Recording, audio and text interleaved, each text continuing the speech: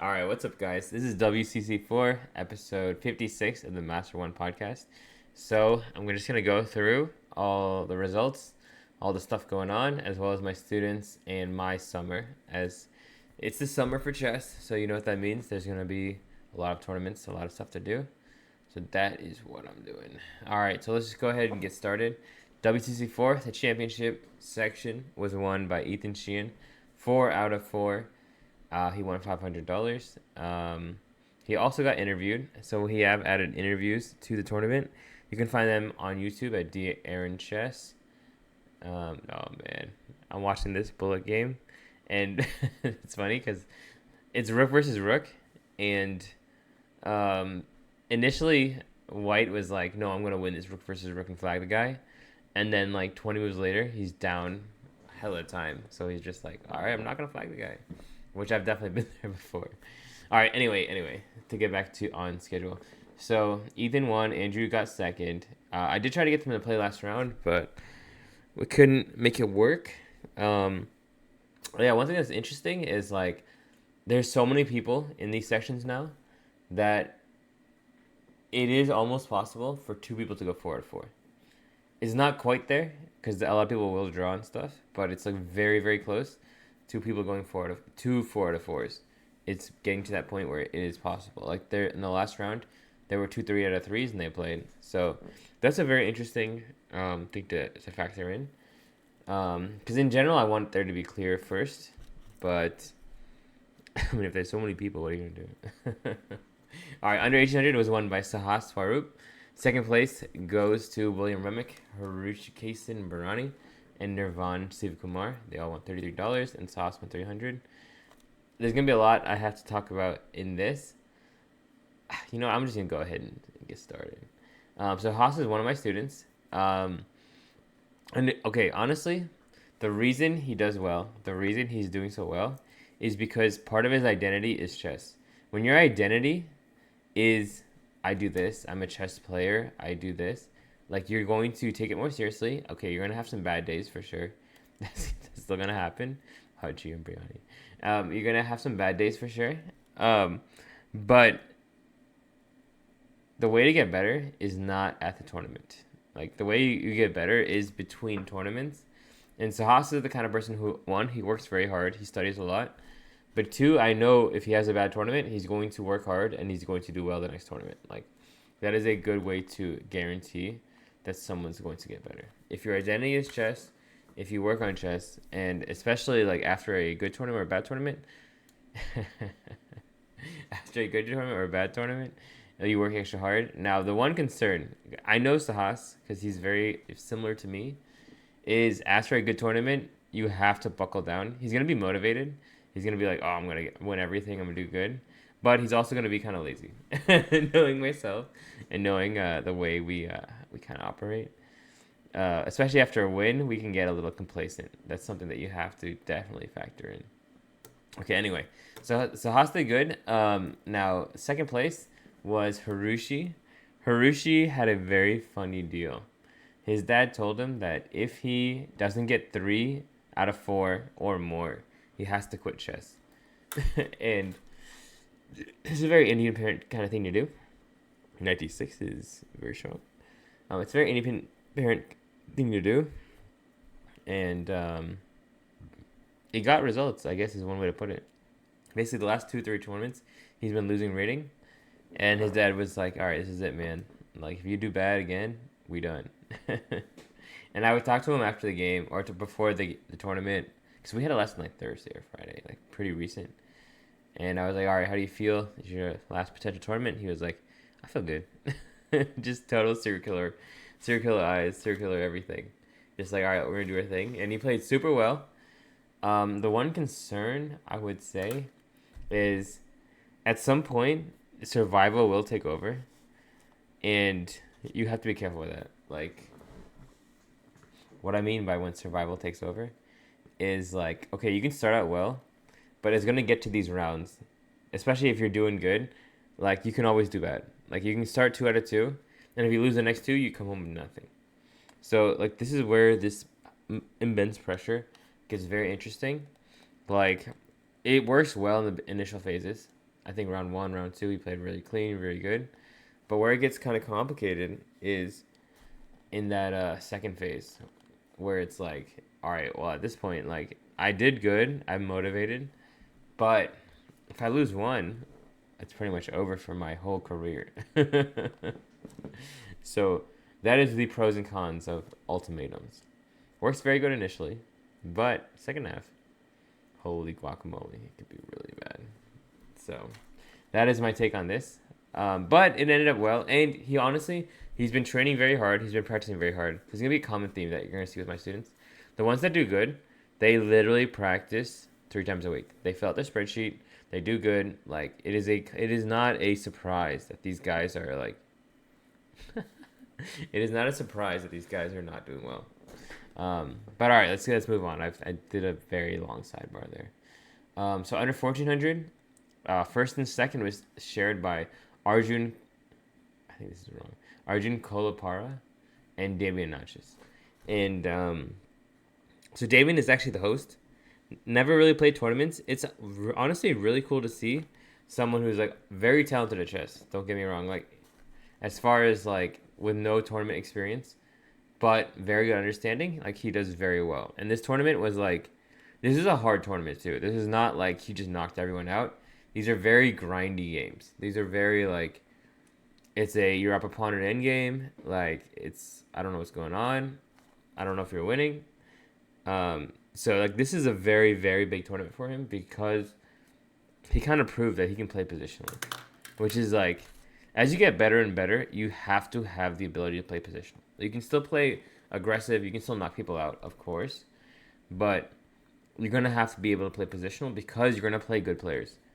When you play good players, like you're not going to just knock them out unless your attacking is just so super, which, once again, is very rare.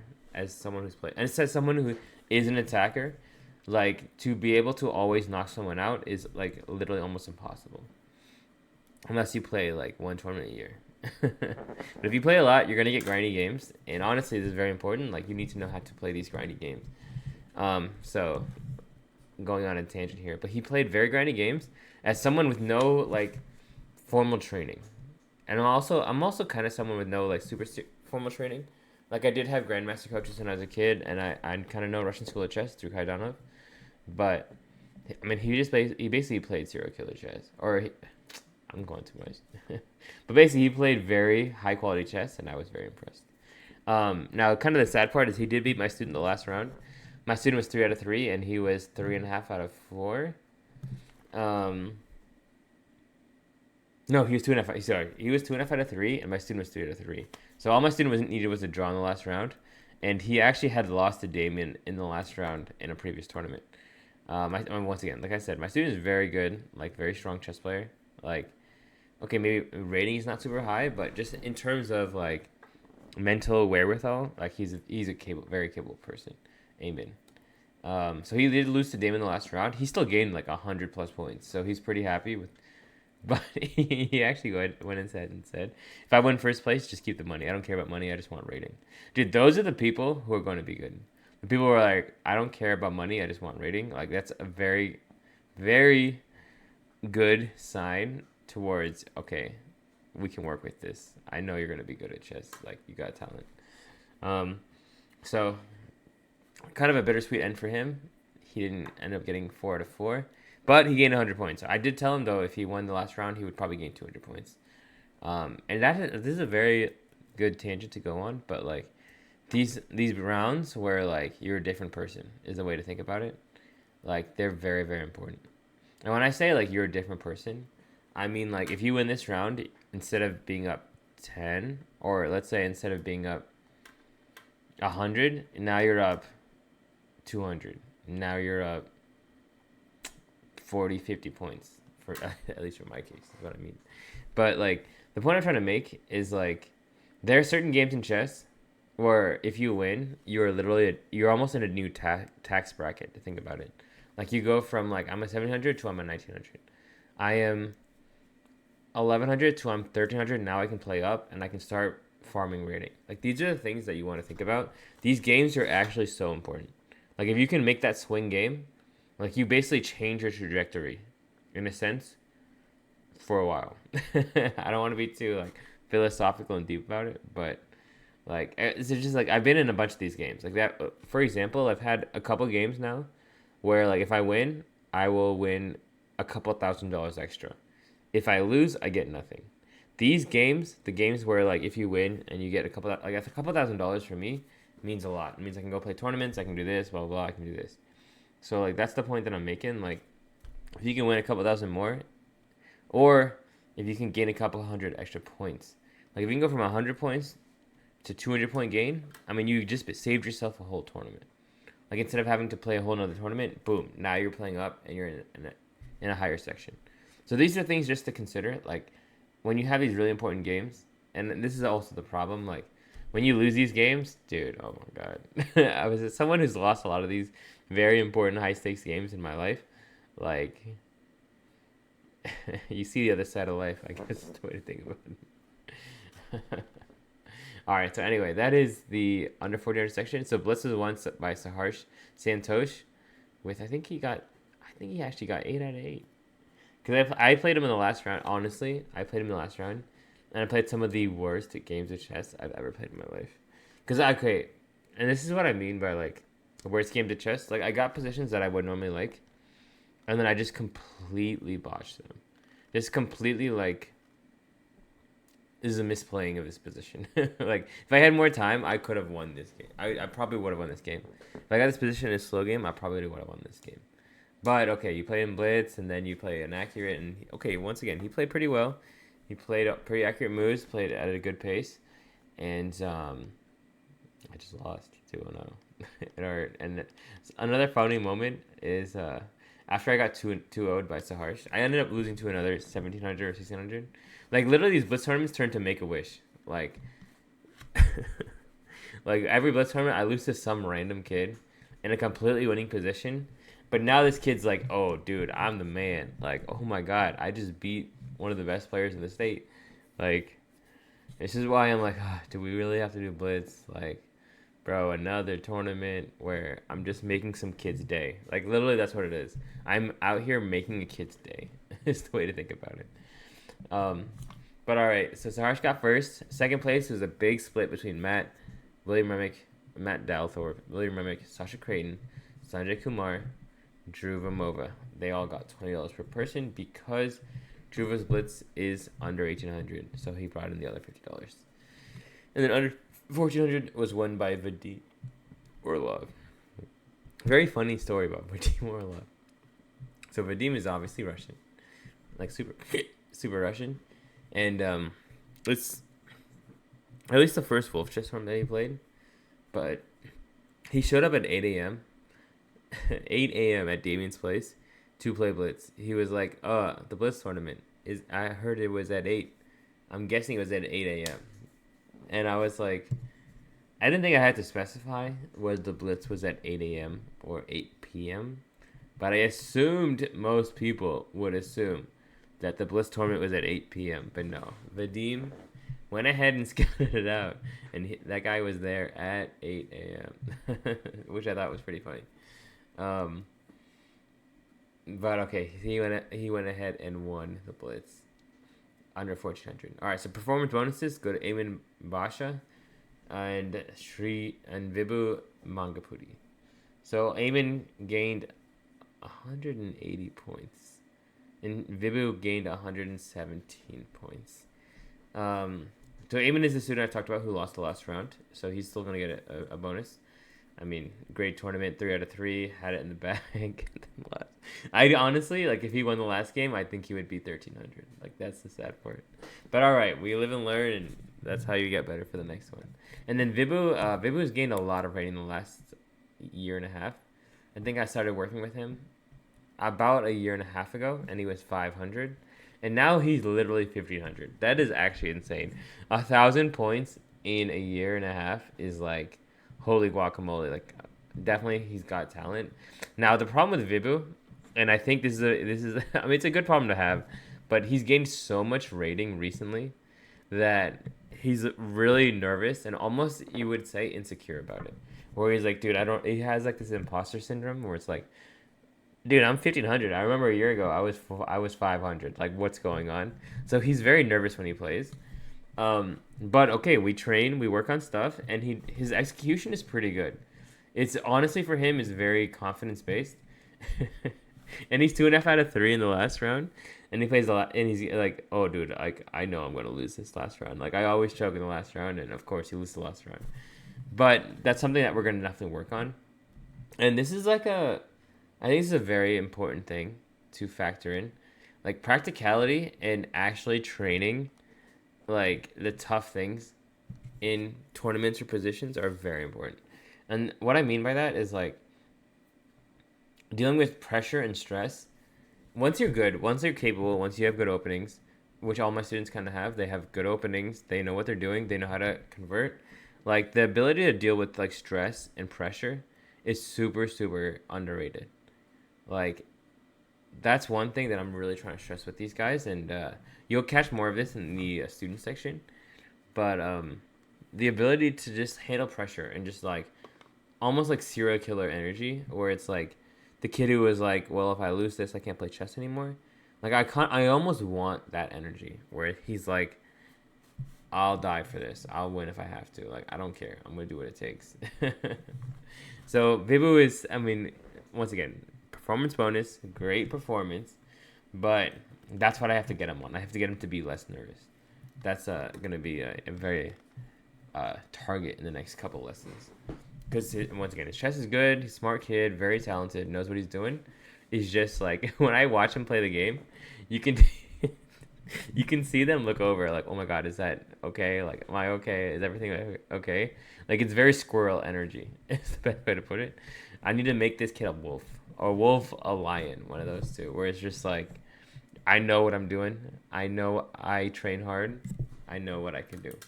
All right. So anyway, that's enough on the performance bonuses. Senior bonus went to William Remick, 3 out of 4. The perpetual, always under 800 chess player of the year. And then, all right, pros and cons. So pros and cons. All right, setup was good. Planning was good. Marketing was good. All these things I think went really well.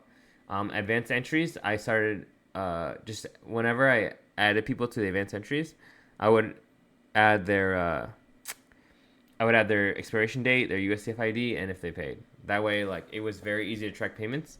And this tournament, like tracking payments is no problem. Like I think I did a very good job of just every deadline. If people signed up, I would follow up and be like, "Hey, you signed up for this. Please make the payment by this date." And then if you do, blah blah blah, you're good. Honestly, like tracking down payments just sucks as a human being. Like no one wants to be like, "Hey man, can you send me the money? Hey man, I need the money." But as a business, it's something that you have to do. At some point, I want to make this automated, where like, okay, to sign up you have to pay, but it's still a work in progress. But all right, adventure entries, assistants were great. You know, I can't say this enough. Having someone else to run the computer and do everything is such a nice thing. Like, this is the reason that Blitz, once again, quote unquote, was on time this time. It's because I can have someone else do a lot of the work. And okay, so now the transition from this is I have people to help me do work. So now I have to do more work in my off time. Like, instead of like, something I'll do is round 3, I will go get cash for the winners. Round 2, I will always like, morning of, or around after round 1 starts or round 2, I'll always go get snacks. Now that I have people that can help me, I can do all this the night before because I don't have so much to do the day of. So this is something that is, I think, very important with delegating that you have to realize is like, all right, well, now that I don't have these responsibilities, what can I do with this time? Like, what can I now pivot this time responsibility-wise? So, like, because I don't have to TD, because I don't have to set up and stuff, I can go get the snacks the night before. I can go get cash the night before. I can do all these little things the night before. So it's first time kind of having like a capable, competent person to help. So it's a little adjustment. Withdrawals were better, but definitely work. Interviews went well. I actually think, okay, so one thing with the interview setup is the setup needs work. It's very janky is the way to put it. The way the interviews are doing right now. Just the camera angle, just the setup of it. I was trying to figure out what's the best way to do it that day, and the problem is laptops don't have two cameras. They only have one. They only have front-facing cameras. Like if you think about it, it actually makes sense. It's like, when can my laptop look forward? It's always a front-facing camera. So that's something you have to factor in. But this is a good thing about growing, is you do this, and now next time you're like, okay, I remember I did this and this was tough. All right, I'm gonna fix this. So it's like every tournament you fix a couple things and you keep making progress. At some point, and I think this point is very close, but I do say this a lot about being close. The end product, the God mode, the final form, it will be coming, and that I'm really excited for, because like we have all these little things from running the events, and these little things we will fix, and then boom, I'll write it down. I'll have it like good to go, and then there you go. You have everything that you need to know. Okay, so now cons. So clocks. Oh my god. Clocks in GCA. So I don't know how much I want to specifically say to avoid any potential problems, is the best way to put it. But generally we borrow equipment from the GCA. Equipment as in some sets and some clocks. And they said, yeah, for sure. I'll get you with the clocks, no problem. And I'm like, all right, cool. And then problem was the day before they were like, you know what, we changed our mind, we're not going to give you any clocks. And I'm like, yo, what? First of all, you said you're going to give me clocks, so it's kind of messed up that you're going to swerve last minute. Like, you told me Thursday night you're going to get me clocks, and then Friday you said you're not going to give clocks. That is a little messed up. Once again, I kept my cool, did what I have to do. So I just was like, that's messed up. And they were like, all right. I mean, they're trying to like be like, I can't believe you want clocks now. How could you do this? What's wrong with you? And I'm like, what do you mean? What do you mean? And then they're like, all right, fine. We'll give you, okay. So I'm at storage with someone else who's supposed to help me with they're getting this stuff. And there's 2 boxes of clocks. There's legit 2 boxes of probably 30 clocks sitting right there. They don't have an event for 4 months or for at least 3 months. I don't know. Nothing close. And I'm like, all right, I mean, you said you're going to get me clocks. Can I get some clocks? And they're like, you know what? Fine. We'll give you 6 clocks. It's such a interesting arbitrary number. And I'm just like, I mean, all you can do is laugh. That's the best way to put it. There are moments as an adult, as you get older, as you do more stuff, you get to these situations where you're just like, oh, dude, I mean, I don't know what else to do but laugh. Like, you being retarded. That's the best way to put it. Like, you said this, we did this, and now this is happening. Like, what do you want me to say? And then I actually end up laughing. I just laughed after the 6 clocks, and then the funny part is I'm on the phone with one person. The other person is there. And after 6 clocks, I'm just like, man, I can't believe it. And I start laughing, and then they start laughing. This is some real Joker shit, is the best way to put it. They start laughing, and they're like, oh, ha, ha, ha, I can't believe you're laughing. And they hangs up the phone. And I'm just like, dude, what is my life? What is happening?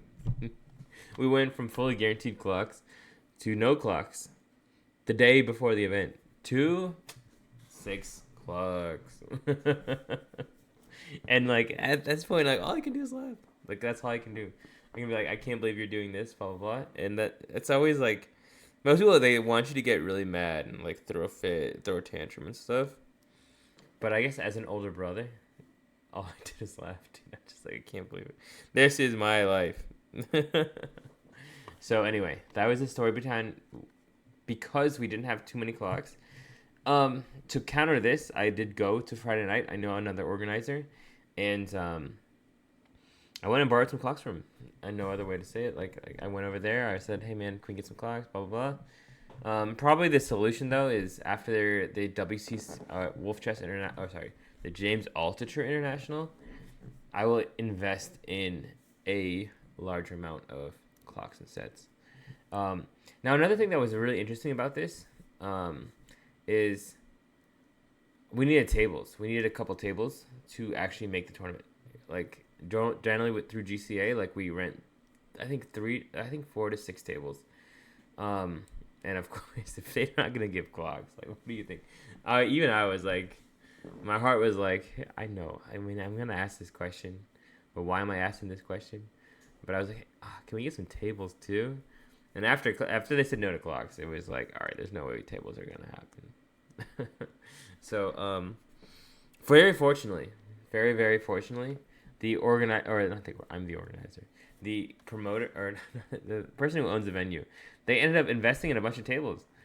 Like this is like, even Remick said this. He was like, dude, God's plan, because like, I mean, clutch, dude. The tables could have been a little thicker, I will say, but the fact that he already had tables and he invested in them, like, say less. That was like, we didn't have to, like, we would have scrambled, we would have figured out what to do. I would have bought tables or whatever if I had to. We would have figured it out. But the fact that he already had tables made things so much easier. And this is also a very big reason why, like, if I have to pay extra, if I have to do whatever with this venue, I'm down. Because they help.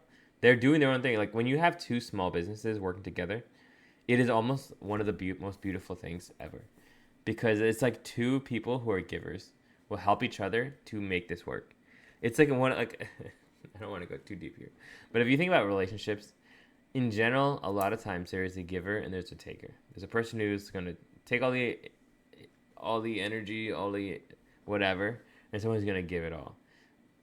When you can find two givers in a relationship, it is like one of the most absolute beautiful things on earth. Because it's two people who are trying to go out of their way to help each other.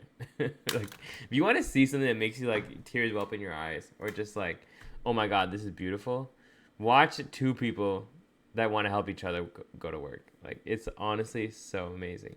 Because everyone's working hard. Everyone's trying to, like, help each other, do extra. Like, and then you just get so much done. Like, that's kind of the way to think about it.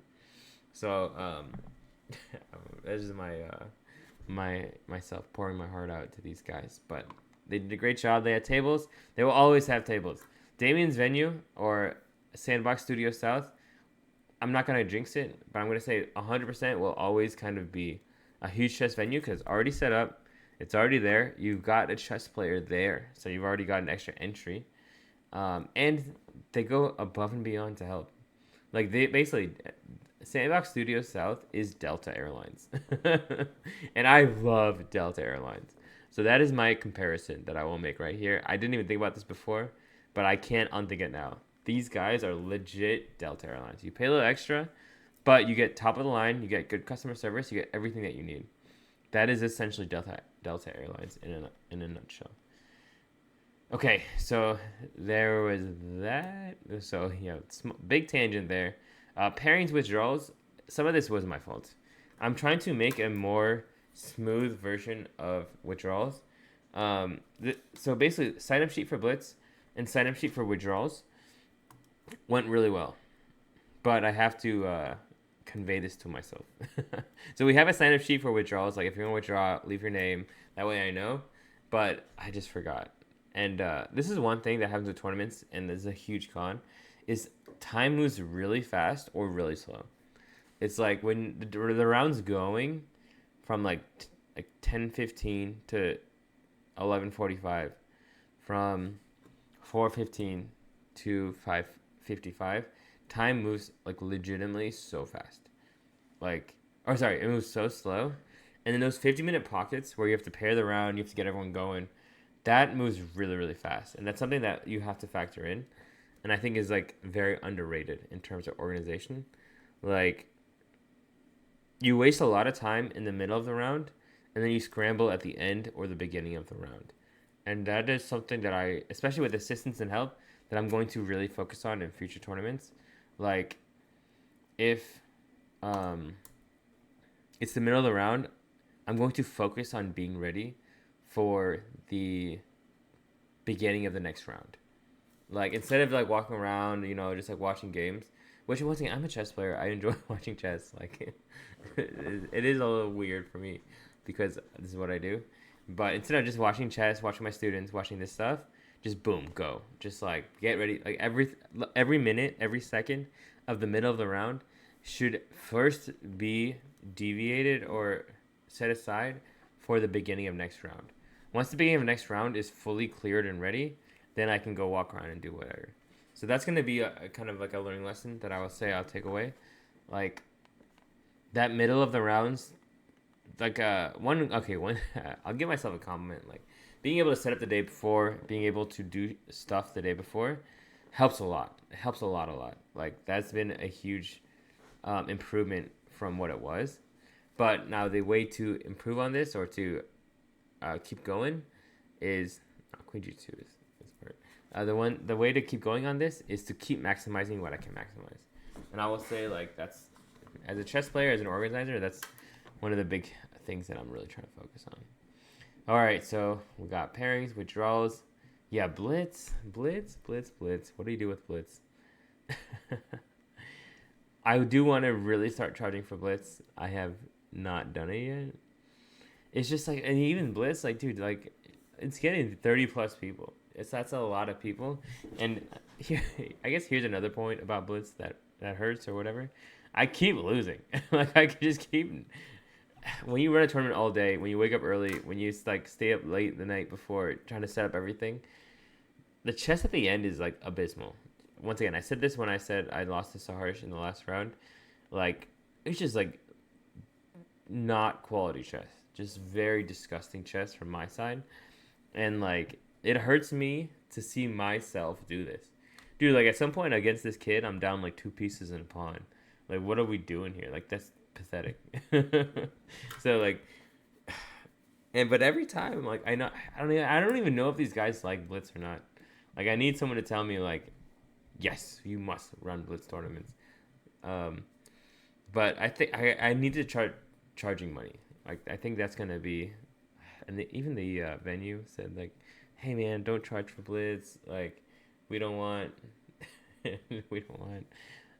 less turnout. But then these are the same guys who be making fun of me like, dude, I can't believe you lost this game against this 2200. You lost to an 1800. Oh my god, you suck. So like, you gotta make me feel loved if you want to have Blitz. But all right, by the next event, you'll definitely know. And then cleanup to go hand in hand with this, dude. And I'm gonna say this just like, you know, like, not in an accusatory way, but cleaning up sucks. Like, cleaning up literally sucks. Like, it takes a long time, and especially when, I guess, like, it's hard to, when you're setting it up, it feels like it doesn't take much time because you're so excited for what's about to happen. You're like, oh, I'm going to run this big event, or have all these people. I'm setting up for a good cause. Amazing. It's the same thing with traveling to a chess tournament. You have all this pent-up excitement. You're like, oh, it's an adventure. I'm ready. But the cleaning up on the back half, like, literally sucks because there's no, okay, after this, I'm looking forward to this. There's just like, oh, I just got to clean up. There's no, like, I'm doing this for a cause. It's because of the cause that I'm cleaning up. So, like, I think the solution for this is, like, I'm going to outsource a lot of cleaning up. Like, a lot of cleaning up. I'm going to outsource is my idea. And then this goes hand in hand with Blitz. Like, if there's no Blitz, cleanup's going to go smooth or fast. What I'm kind of probably trying to do is just literally spur of the moment idea. Is I'll run Blitz. I'm going to charge $20 per person. And Blitz don't start until everything is cleaned up. It's kind of evil. I'm not going to lie. But, like, we're not going to start this Blitz tournament until everything is cleaned up and set up except for the stuff for Blitz. So this is my evil genius idea. We'll see how it goes. If y'all want to keep Blitz alive, which I think they do. Because the turnout is getting higher and higher. Simple. Just got to be ready for after. So, once again, these guys are all sitting there with nothing to do. So, it makes sense. Everyone wants to work. If they're working for a goal. But if you're just working and you already had a goal, it's very annoying. So, that is my solution that I'm going to try to implement for the future. Okay. All right. So, they got Blitz. We got cleanup. All right. Boom. That is everything for WCC4. Next, I'm going to go through the the Wolf Chess schedule for ideally the whole year for the next couple of years. This is my idea, so that's what y'all gonna get next. All right, so this is gonna be the schedule that I'm looking for. So okay, the base of the schedule is this. Holiday weekends, we do not run chess tournaments. I know it's a crazy concept. Generally, for chess tournaments, like, they're always on holiday weekends. So the reason I'm trying to target this, not running tournaments on holiday weekends, is because everyone's traveling. I don't want to compete for family. I want to compete for you have another event on this weekend. But the counterpoint to this is the weekend after and the weekend before holiday weekends are generally very free because everyone puts their plans on the holiday weekend. And once again, I don't even know if I should be saying this out loud. Like, I could be influencing the next future tournament director. My competition could be listening to this and be like, oh, this guy's genius. Like, you're right. Holiday weekends. We shouldn't do this. Like, we're going to have all our events not holiday weekend. But I guess that's what podcasting is.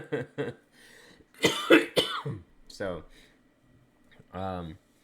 basically, the holiday weekends we're going to avoid, and we're going to try to put major events the weekend before, the weekend after, and then a major event a little bit after. So, okay, so to make this make sense, let me tell you guys what my plan kind of is. So, in March, okay, actually, I'll start with right now. So, summer is always really big. Summer for tournaments is always super, super big.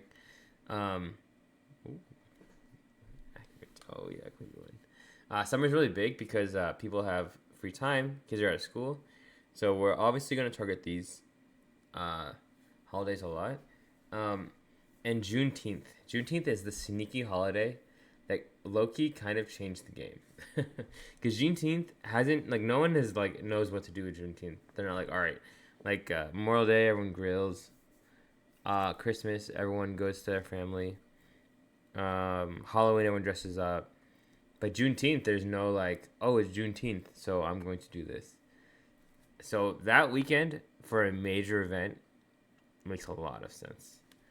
You can get a 5-day. A lot of people have work off, but there's no official like, oh, it's Juneteenth. This is what we should do. So that is a great holiday weekend to work around. So this is gonna be a base point. Is the way to think about it. Like, okay, we have Juneteenth as a base. Now, what do we have to work around this? Memorial Day. So Memorial Day weekend is Chicago Open. So we are not going to touch Memorial Day weekend. Because one, everyone's busy on Memorial Day, and there's already Chicago Open. So the weekend after, to have a tournament is money. And that was literally this last weekend. Like, strategically, like, tournament that weekend, everyone's free. It's Memorial Day. Kids are out of school. Great base. And I don't want to go on too tangents, but I was thinking about this when I was watching Ethan's games, actually. Like, if you're going to checkmate Ethan, you need to have a great base. Like, there needs to be a good base for the attack. You're not going to checkmate Ethan and just have pieces, like all over the place, you know? Like, there has to be, like, you have 2 bishops, you have central pawns, you have good pressure, there's a good form and uniform for the attack. All right, now you can checkmate a good player. In this example is Ethan Sheehan. So the same thing with events. Like, if you want a good event, you need to have a good base. And when I say good base, I mean it needs to be a non-competition weekend. It needs to be a non-holiday weekend. And then, of course, good marketing matters too. But that is what I've been thinking about as far as dates go. So if we go Juneteenth, will be a 5-day James Altucher International. About 2 weeks before, you will see probably Westminster tournament. So, okay, so this is also the breakdown of the way these venues work. So we have Westminster, we got Damien's, we got Wesleyan, and then we have major event. So Westminster is a very great public school.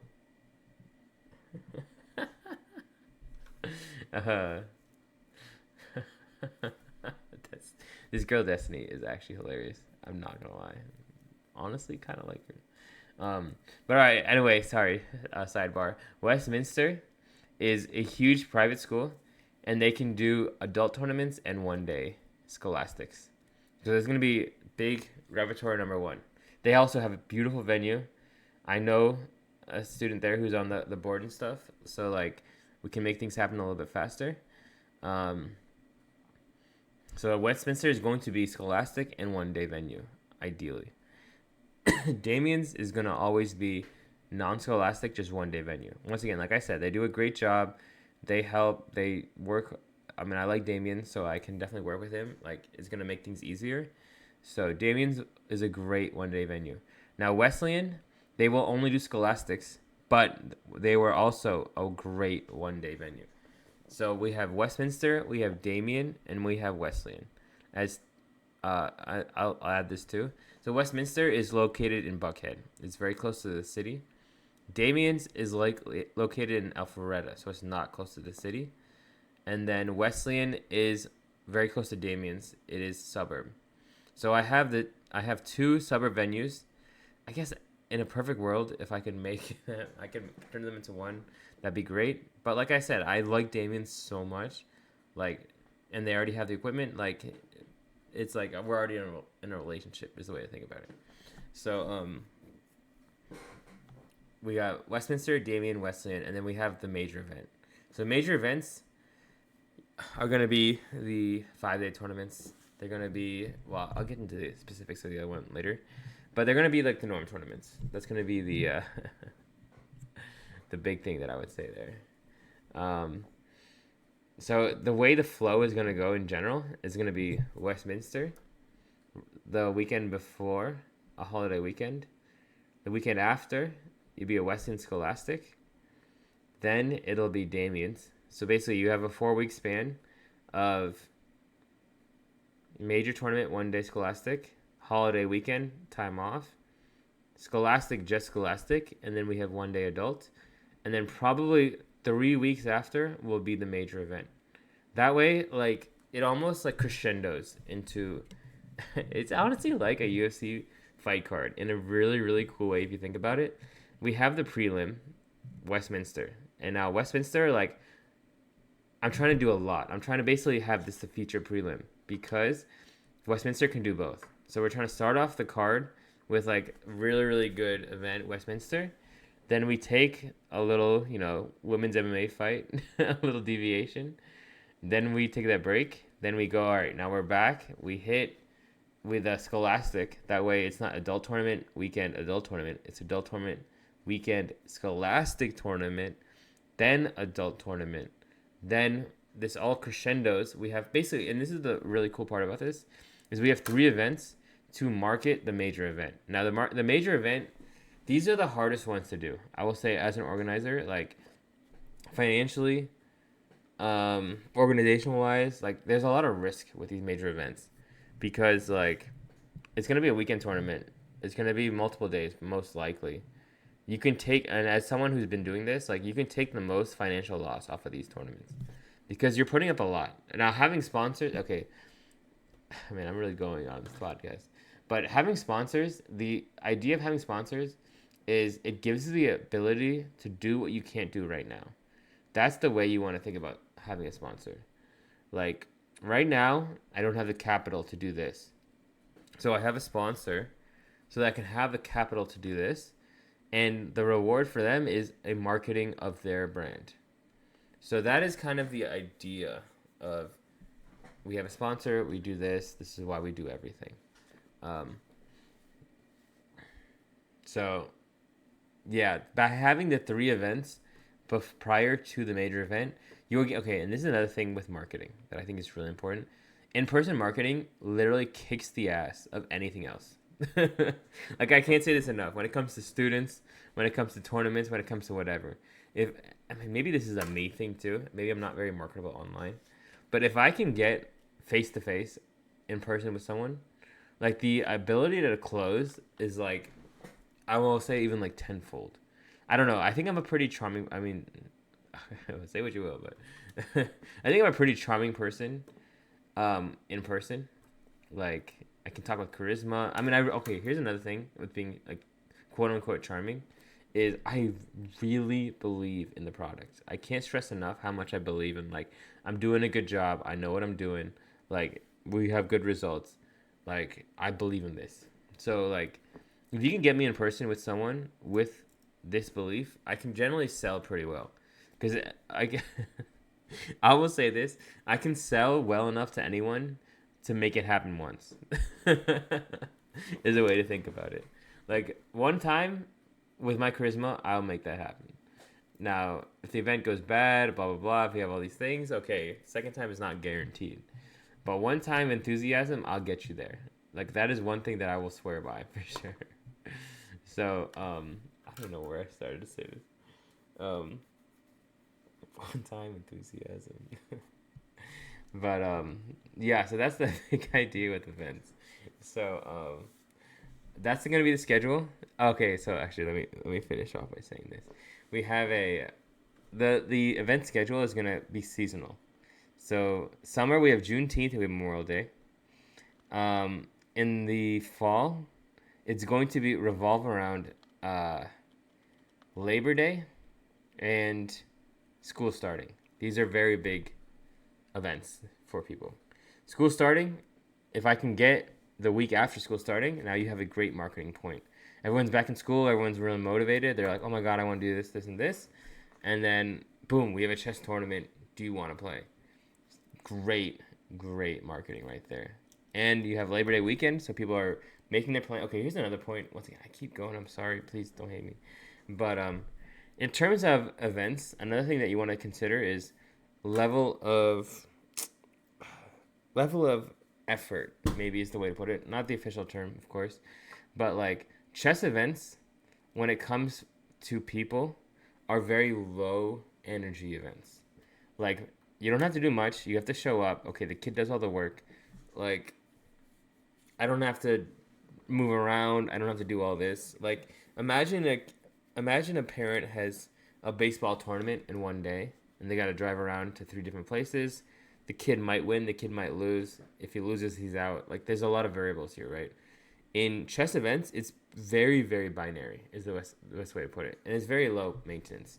Like, you know what's going to happen. Okay, there's nothing crazy that's going to happen. No one's going to get hurt. No one's going to break an arm, for the most part, at least. So, okay, that helps. And then, as far as scholastics go, they can end it relatively early. Like, it is from 10 a.m. to 4 p.m. You can, like, the last scholastic that I ran, these kids had a party at 6 p.m. I promised them they would get there by 6 p.m. They had an hour to spare. Like, that's the level of, okay, you can do this on a weekend and you can still do other stuff on the weekend. So this is why, like, if we don't mess with holiday events, if we don't try to compete with the most competitive events, we're going to win the other weekends because we do a good job and it's easy and it's simple. There's another big point that I'm trying to make. Like, if you don't compete with the holiday events, chess tournaments will do very successful because they're low energy events. They're low maintenance. Like, I don't even need insurance. I mean, once again, you have to have insurance as a business, but, like, you don't even need insurance. Like, I mean, knock on wood, I've never, ever had something bad happen at a tournament. And, like, this is actually, I would say, kind of rare. Most of the time, it can be stressful. I think I do a better job than most in terms of, like, mitigating the damage and the risk. But that being said, like, in general, in tournaments, like, very, very low energy. So that's why, like, if we work around these major holidays, once again, I'll go back to major. So, okay, summer, Juneteenth, and Memorial Day. Fall, school opening, and Labor Day. Winter, after Thanksgiving and before Christmas break is a huge sweet spot. Because, once again, this is also schools ending. So you're going to have a lot of schools that are off the weekend before. That weekend is money for a scholastic. So that's the winter schedule. So spring schedule, I had to be very creative because there's no major holidays. But what I found is spring break wrapped around Easter weekend. And on top of that, March Madness theme is, I think, a great recipe for success. So let me elaborate. So what I was gonna do, my plan was spring break, at least for a lot of schools. Actually, I don't even know. This might be false, but spring break isn't announced until set amount of dates, right? So there are certain schools that house a lot of chess players. They get a lot of chess players. So, ooh, I think there's Bishop F7 there. There's a lot. So those schools, I need to figure out their spring breaks, and I want to contact these chess players at these schools and lock them in for a March Madness tournament. Okay, so this is the base of what I'm trying to say. So we have spring breaks as a good base point. When are spring breaks free? When are spring breaks free for these college students? That week, I would target a norm tournament, um, and I want to make some kind of elimination bracket. Is the best way to put it. Some because the World Cup does do a elimination bracket kind of format, so it's not even like alien to chess having elimination, and there's already March Madness, so there's this big like hype around. Oh my God, we want schools, we want competition, we want rivalry, we want what's the word? It's not nationalism, but it's like school pride, you know. So like to wrap this around for the spring tournament, we have spring break, we have Easter. You have two major holidays. Boom, I can work with that. Also, spring is very, very dry in terms of chess tournaments. So, having a major spring break tournament would be a great, I think, strategy for success. And then also, scholastic tournaments wrapping around this, like everyone's already very nationalistic, very like pride based. So, like having a scholastic tournament and having a team tournament, March is money. So we have fall is Labor Day. It's okay. Summer is Juneteenth and Memorial Day weekend. Fall is Labor Day and school starting. Winter is Christmas, Thanksgiving, and school ending. And then spring, March will be March Madness, spring break, and Easter. So these are the four clusters that I want to hit. And I think that makes a lot of sense. Like, if you just cluster these four venues, yeah, four, is it funny? I didn't even try these on purpose, but four venues, four seasons. We got Wolf Chess, Baseball on the Moon. There you go. That's going to be it. And the next thing to work on would be to coordinate with other organizers and tell them, like, look, I already have this. I already know I'm going to be pretty successful. These are the weekends that I want to target. I would really like you guys to fill in the gaps of the other. And I will help you guys do this as long as it doesn't cross promote or it doesn't conflict. So I kind of have the schedule down. Now the next half would be like, one, locking those dates in, make sure there's no conflict, and two, like really trying to schedule with the other people who run events and make sure that we're not stepping on each other's toes. Because once again, like I said, if you want to attack well, you need a good base. If you want a good event, you need a good base. So this is kind of the logic behind all of this. But again, I don't know if I should be saying all this out loud. This is a very major point in my life. I don't know if I should be saying this all out loud. But this is the logic. This is the schedule. This is the growth that we're seeing. Now, the second half is, I mean, we'll see how this goes. Let's see, and let's make this happen. So that is the Wolf Chess schedule. You guys have the breakdown. Now I will get into actual chess training, chess students, all that stuff. All right, so now for my own chess training. Before I get into the chess training, though, I do have to say this. I just watched a bunch of videos on Magnus versus Gukesh. So Gukesh finally beat the world champion. It was a very tough game. He was worse the whole game. He even said this. He said, 99 out of 100 games, anyone plays Magnus, they're gonna lose. This is the one game that I won. So like, I was really impressed. I was like very impressed by the game. He survived. He beat Magnus in an endgame, which like never ever. He beat Magnus in a worse endgame where he's down on time, which never ever happens. Which is like, which is why I was like, and I watched it live too. When you watch something live, it's different, dude. Like, I promise you, it's very different. Queen at F2. What are you doing? It's just so different. Like, you have a weird connection to the game. But Yeah, great game, amazing game. Congrats to Gukesh. Once again, like I said, it's just good for chess. It's good for chess. I love, like, don't get me wrong. Nobody loves Magnus like I do. I love Magnus. Magnus is the best chess player of all time, greatest chess player to ever live.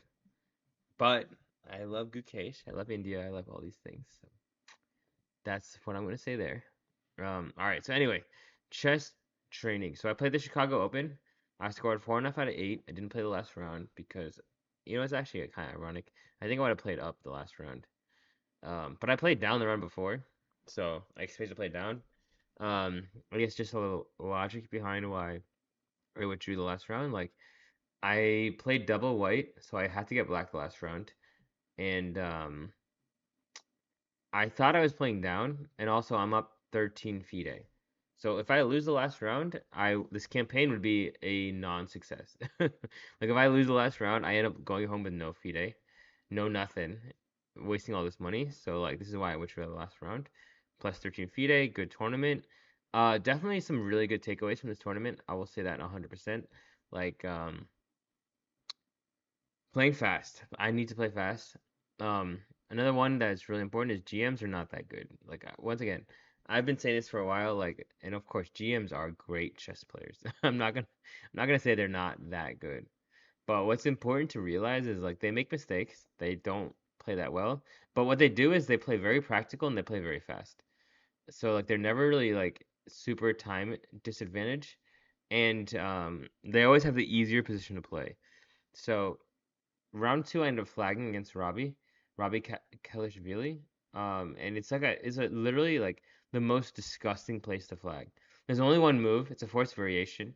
I'm going to be up in exchange against the GM, but okay, he has a lot of compensation. Like computer eval, I'm up in exchange. It says equal, but I would say I'm probably well. Once again, here's the thing to say. Like if you're up in exchange, at some point, if I don't lose, I'm just up in exchange. Like, that's the one thing that you have to really realize. Um, so yeah, I mean, I started being like, oh my God, I'm gonna be up in exchange against GM. Like, what's going on? Like, did he not see this? And then I have 1 second left, I have 2 second left, 1 second left. I make the move. Once again, I make the only move. Like, like what else am I supposed to do? And then I flag. So that one hurt. I'm not gonna lie. I was pretty upset after this game. I was so upset that I went to the organizer and I said, look, I have buys for round 6 and 8. Can I take them away? I need to play. Because also against Robbie, I'm just playing good. Okay, here's another very important point that you have to really realize. Confidence in your position, confidence in your play is so important. Like, basically, I played really well. I had a good position, but I didn't believe in it. So I ended up burning a lot of clock. I was actually up on time most of the game until like well, at least I thought I was better, or like he did a great job making counterplay. Like I'll have to say that too. Like he did an excellent job of creating problems for me. Um, so like I was very I was up on time, and then all of a sudden I was down on time. Like down on time to the point where it's like he doesn't have that much time more, but I'm just worried about losing every move. That is the real problem when you're worried about losing every move. And this is what we're gonna get to wrap up the podcast. What really scares us? And I will tell you how to face your fears. I will tell you legit why you're scared, how to not be scared, and what to do to not be scared. But we're gonna get there when we get there. So Chicago, okay, so I lost to Robbie. I went on a streak. I ended up drawing Daniel Gersh in like honestly like I should have won that game, dude. I'm being honest. Like, but also to be fair, to be very fair, at the end, because he's a friend of mine, he's a homie. Like he could have tortured me for another hour and a half, and I probably should have drawn, but I definitely could have lost. But he did. I was really happy about that. But I could have really. Here's another thing. Like when you play these new positions and you don't know them like super well, you lack confidence. Like, and this is gonna really come home on the Bruzone game. But well, let's say the Daniel Gersh game. Like I had a good position. I had the attack that I wanted, but I didn't know how to properly execute the patience of the attack. If that makes sense. Like when I see patience of the attack, I'm trying to say like there are times where okay, if I just put my pieces here, I'm going to be okay. There's no long term, he can't do anything about it, and then I can continue my attack. But if I don't put my pieces there and I give him something, now I mean, he has play. He has something that I have to worry about. So that is what I mean by when you pace your attack, like, especially when you're playing, okay, this is very important. When you're playing a good player, they're not going to just blunder a tactic. Once again, they can. It is possible. It's not impossible. But it is very, very rare. If you're playing a class player, a quality chess player, like, you're going to have to actually beat them. This is very, very important to know. So, like, when you play these guys that are good, like, don't expect. Ooh, Rook C3 might have worked there. Don't expect to just like checkmate them in 10 moves. There's gonna be some back and forth, and this is where the money is to be made, in my opinion. That back and forth, that transition game, like, um, if you can take patience in a good attack and just guarantee that you will always have a good attack, at some point, if you put enough pressure, they will win. You will win. Like, and I can't stress enough, chess with proper play is a draw. If they find all the moves, even if you put all the pressure, even if you get exactly what you wanted to get, with proper play, it is most likely a draw. Because, like, they can defend. It's a sad truth, but they can defend. Like, they do what they're supposed to do, they 100% can defend. But where it gets interesting is, okay, you put pressure, you torture them, you try to do this and this, and all right, now we can work with something, is the way to think about it. Um, so against Gersh, like, I didn't play this position enough, and this is why training games are very important. If I had played this position multiple times, I promise you, like, I probably would have knocked out Daniel Gersh in that position. But okay, I didn't know it. I didn't exactly have the confidence that it took, and he played it very well too. He played very patient. He neutralized the attack. I mean, even me, like, there is a point where I have to basically put together 4 move orders in a row, and I knew one of them was winning, and I knew one of them was just worse, and I chose the wrong one. Um, that's the tough part. That's the very tough part about chess, like the precision. But honestly, like, the more you play, the more you get better at it, the more you love it. Is the way to put it. Like, I love being precise. I love, sinking your moves in, watching the hope go from their eyes and be like, I can't believe he found this move too. That shit turns me on. Is the best way to put it. Okay. All right. Anyway, getting out of it myself. All right. So Chicago, I lost to. Or I drew Gersh. I lost to Robbie. And then the last game, and this really fits the theme, is I lost to Brazone. So okay. So let me give you some backstory here. So I played Brazone before. I was black the last time. Ooh, Queen H4 mate. I was black. Ooh, Queen H4 not possible. I was black the last time, and he kind of played the line off, and he offered a draw very early on, and I was like, oh my god, it's Persona. Of course, I'm so down. I'm like fangirling over here. It's like, holy shit, it's Persona. um, but all right, so I play him this tournament, and I'm white, and E4 he plays C5, and I'm like, all right, if they go E4 C5, you kind of have an idea. There are no draw offers. He played E4 E5. He played E4 E6. I'd be like, all right, maybe he's trying to drop. But he played E4 C5, and he's like, all right, I'm trying to knock this guy out. And then he goes Nightorf, and I go Moscow.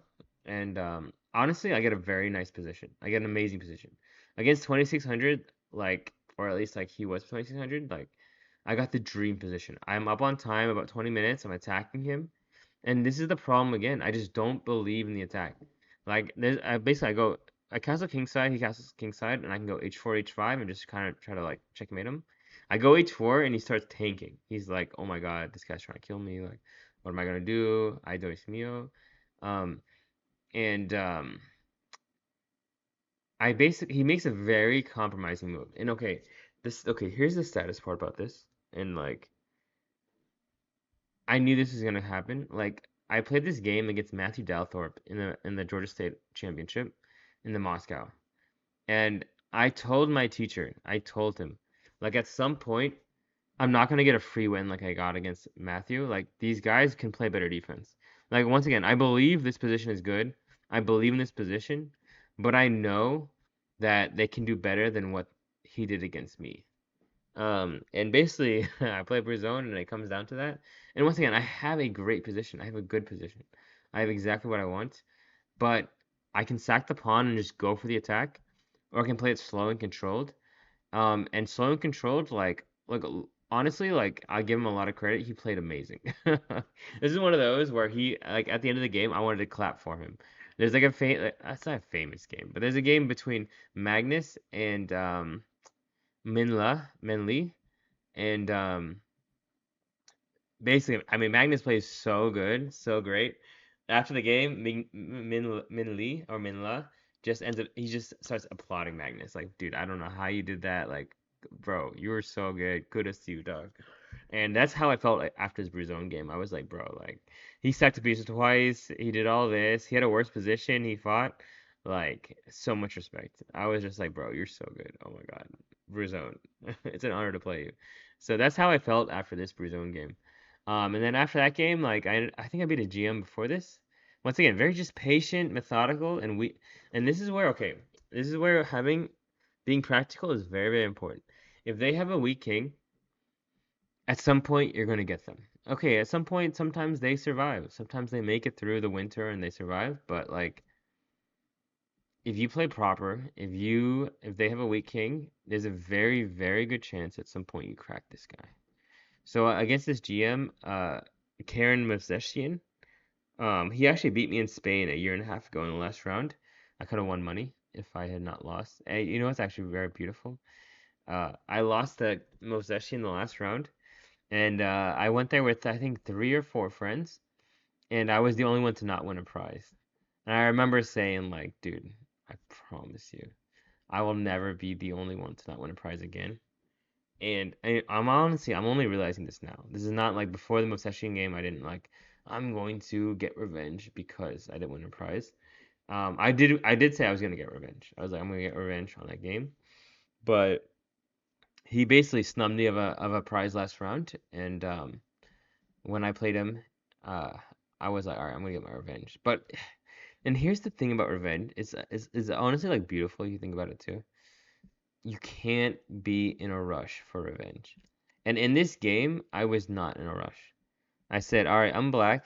You're going to give me space. Okay, I have a very good read on the way this guy plays. He will give you space. He will try to control squares. And at some point, like a boa constrictor, if you give him enough, he will take it and he will win. And if he gets an endgame that is better, like that's torture. So knowing this, like I kept pressure, I kept pieces, I kept space, and I kept pace. Like just play fast, make him have issues, and here's another thing, and this is very like I don't even know if this is true, but like in general, when two people play chess, the person who makes more cool moves, I don't know if cool is the best way to put it, the person who surprises the other person more is going to win. And it definitely was in this game, like I surprised him more. And there was a level where he sacked a piece, I didn't take it. I could have sacked my queen, I didn't do it. Like this was a very good like this man is growing up and getting better kind of game because it was just patient, it was methodical, it was not in a rush, and at some point I just broke him. Is the way to put it. Like that's how you beat GMs. At some point you just got to break them. So that's what I did this game. So once again, this is against Moseshian, very, very important game for my development, I would say, as a chess player, as a chess profession.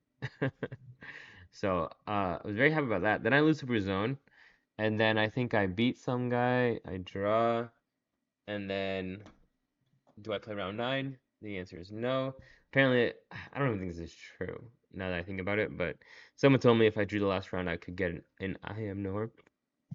I already have 4 IM norms, so I literally do not care about getting another IM norm. I want FIDE, and that's why I didn't play the last round, and I took I took the 10 FIDE. So that's my Chicago Open. Openings are good. Like I kind of stressed in the podcast, like I think practicality is very important. Don't have a weak king. Don't don't be silly. Whoa, he went for it. Wow, I got a hiccups right now. But don't have a weak king. Be practical. Play openings that you don't. Okay, this is another one. This is very important. And it reminds me of my game against Saharsh Santosh in the Blitz tournament.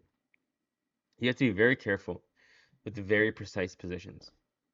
positions that require a very high level of precision, like where it's like if you don't make this move, you're just worse. But if also they don't make this move, they're worse. Like we have to really, really be careful with those, I would say. Because I got basically against Saharsh, I got the position I wanted. I got the prep, I got the theory. But at some point, like it's a blitz game, so I don't have time to like sit there and try to figure out the most precise move order. But I just wasn't sure what to do. Like I just didn't remember what to do, and once again I got a practical position, I got a playable position, but it kind of fizzed. So like these positions you have to be very careful with. Um, Practicality. Once again, if you have an open king, this is another very important like if you have a weak king, like you need to have some very high level of advantage. Otherwise, like is it worth having the stress of not having a safe king the whole game? Probably not. Like, and that's what I mean by practicality. Like okay, so nowadays we have computers, we have engines, we can be God if we want. We can do whatever we want, right? Like with engines, oh, 97 is hot. With engines, you can like I can play any position, and if I just follow the engine, I'm gonna win. Like that's a fact. But the problem with this is if for a second you lose the engine, you're gonna be like, yo, what am I doing? Like I don't know what to do. Like it was so obvious before, now I have no idea what to do. Bishop a7. Oh, that's fun. I don't know what to do. Dude, these guys are good. Holy shoot. Volga Tiger and Vizuma Vizuma TV Forhada. Shout them out. They're putting on a show right now for sure. Um, but yeah, if you don't have an engine, like you can't play this position. So like everybody's tough when they have a computer. They're like, well, I just do this, this, and this, and of course I'm winning. Um, but if you don't have the computer and you're supposed to do this and this, and you're like, oh, dude, I don't even understand how to do that. Like what? Like you don't even know where the recaptures are. That's how confused you are. So I can't stress enough practicality in positions and just ease of access. If you can do that, you're gonna save yourself a lot of time and a lot of rating because you're not out here trying to force some kind of crazy variation, some crazy idea, which can definitely be too much, get you in trouble, and you end up in over your head. Which I'm saying this because I've done this a bajillion times. Like, be careful with the positions you play. At some point, it's too much, and then you lose. So, practical. Okay, here's another one that fits very, very well. Speed. Okay, so first off, if you are in, if you are less on time, okay, I will say to a certain extent. And there are people who can deal with time better and people who deal with time worse. Like some people when they have let's even say it, someone who has 30 seconds left and someone who has 5 minutes left can act the same. There's a level of the person who has 30 seconds left can be cooler and calmer than the person that has 5 minutes left. That is kind of how this person deals with pressure. Um, so this time pressure is very, very important. Um, if you can just not be in it, then that's going to save you a lot of rating. But here's the other point. If you are in time pressure, but you have a two result position, then it is like okay. And this is why I really stress increment over delay. Like if I'm just up a rook and I have increment, and there's like okay, there's some threats that I have to deal with, of course. It's not a free win. But all right, if I have increment, like all right, I can do this and this, and then I always get here's the other thing with increment is like it's nice having a free flowing clock. When you have delay, you have okay, here's another thing with delay. A lot of these clocks you can't even see how much delay you have left. So it's like the game that I flagged against Robbie, um, I have like I think I have 13 seconds left, I think. And then it's 30-second delay. The 30 seconds that you have delay for is the most like you really only have like 10 seconds of delay. Because of that 30 seconds, there's a lot of like, okay, how much time do I have left? What the hell is going on? Does this make sense? Am I about to lose? And then, okay, you have 10 seconds to like be calm. But 30-second increment, the difference is like the time will tick the whole time, but you know the time is ticking at a 1 second at a 1 second rate.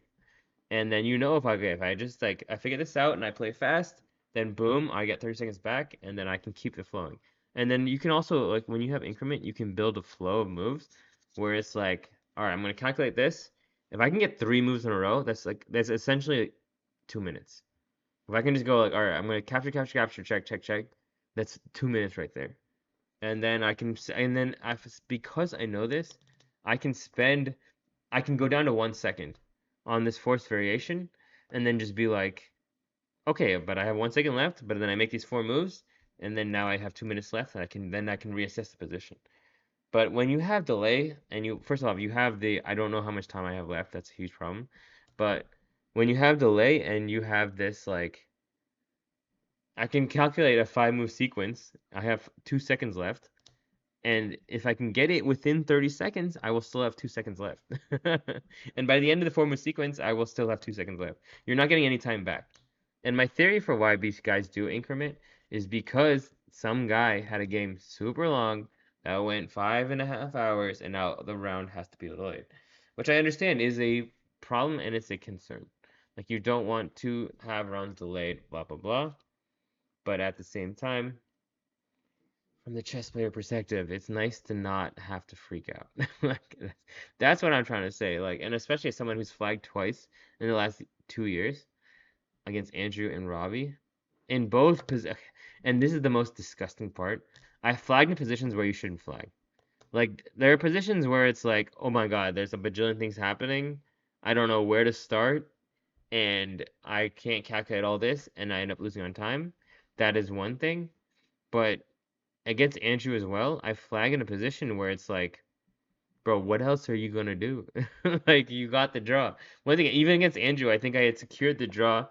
I had navigated the whole storm, and then I flagged. So, yeah. So that's that's a little story about increment in flagging.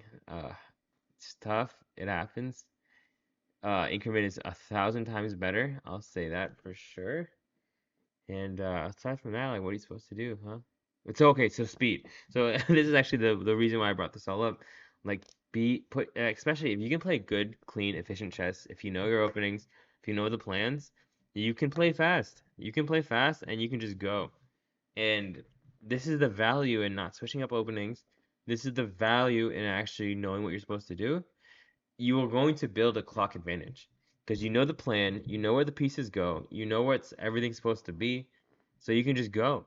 And then they don't know. Most people who play chess don't study, or they don't like actually know what's supposed to happen.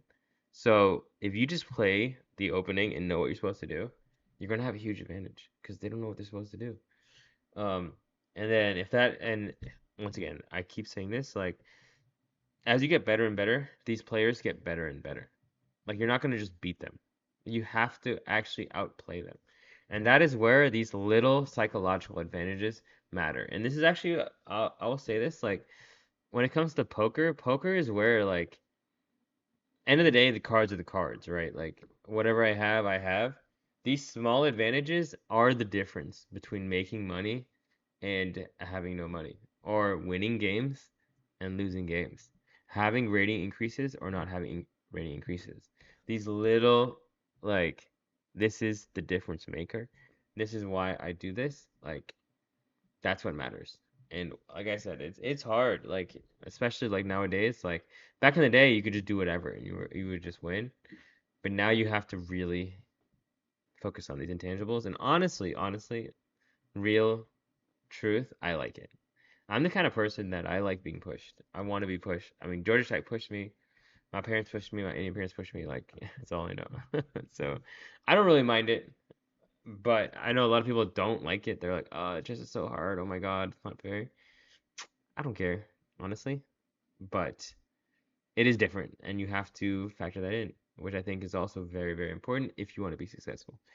All right, so we got practicality, we got speed, we got openings.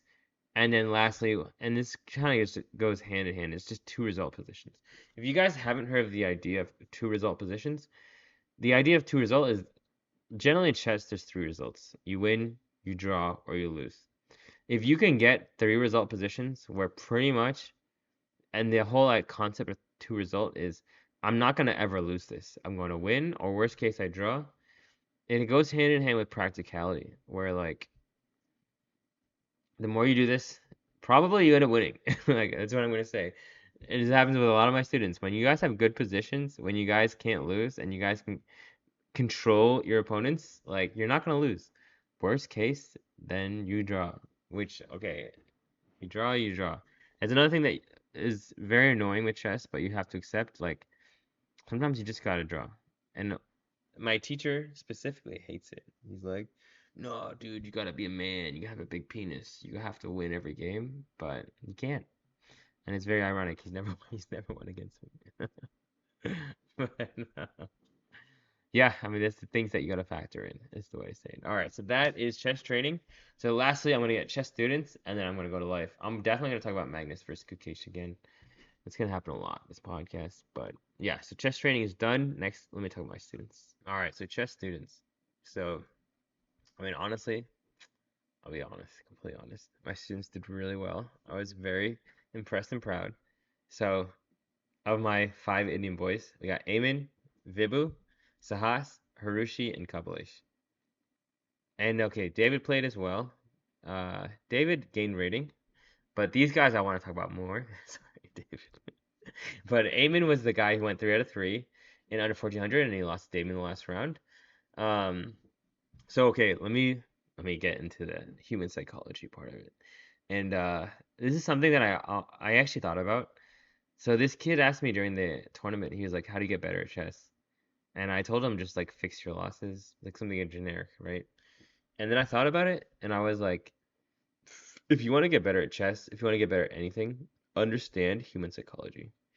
Human psychology is where the money is to be made. Because whatever you do, whether it's chess, whether it's business, whether it's jujitsu, martial arts, school, blah, blah, blah, whatever. Actually, school maybe is not a bad example. But at some point, you're going to have to deal with other people. And a lot of these things, you're going to compete against other people. So you have to understand. Oh, he got him. You have to understand, like, why are they doing this? What are they trying to do this for? What is the reason behind this? Like, what's the logic here, you know? Wow. So edgy. I'm so good. Um, but okay. What is the logic here? Like human psychology, I think is super, super important. Um, that's how you get better. So, okay, so for my students, I really nowadays like most of them are ironically, I say their openings are good. Of course, they have work to do. No one memorizes every single opening and knows what to do, unfortunately. So be better if they could do that, but they don't. But I give them a lot of homework and I make them practice. And honestly, like I can't stress this enough. Making the practice and giving the homework builds a very strong base for these guys. And that's what I want to really stress here. Like it's almost like poetic. Like the first round, Eamon has a game against Andrew Alcantara, and he gets this like king of pawn endgame. And basically there's a one win and there's one draw. Or there's basically one win and one loss.